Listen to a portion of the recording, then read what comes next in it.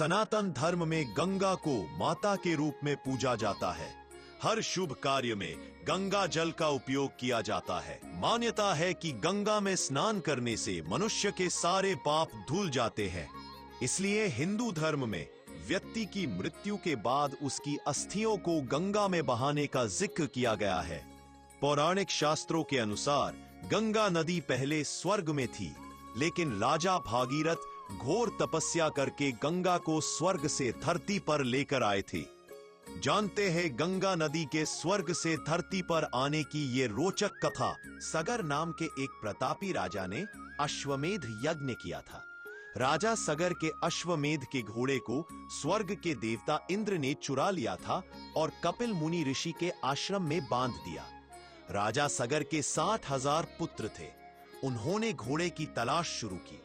जब वह कपिल मुनि के आश्रम आए तो उन्होंने घोड़े को देखा और बिना सोचे सीधा कपिल मुनि पर आक्रमण कर दिया, जिससे ऋषि की तपस्या भंग हुई और उनकी आंखों से क्रोध की अग्नि उत्पन्न हुई, जिससे राजा के 60,000 पुत्र जलकर भस्म हो गए। उनमें से अंशुमन नाम का पुत्र जीवित रह गया।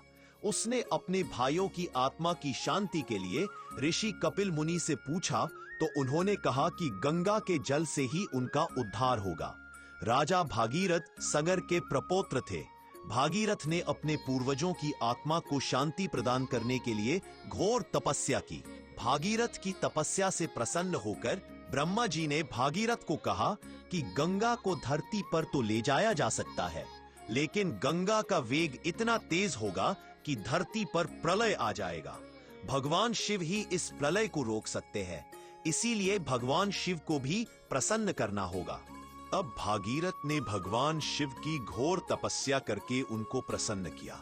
तब भगवान शिव ने गंगा को अपनी जटाओं से होकर गुजरने के लिए कहा, जिससे गंगा के वेग से धरती पर प्रलय को रोका जा सके। इस तरह भागीरथ आगे आगे चले और गंगा उनके पीछे पीछे चलती हुई शिव जी की जटा से निकली और धरती को स्पर्श किया और कपिल मुनि के आश्रम से होकर निकली।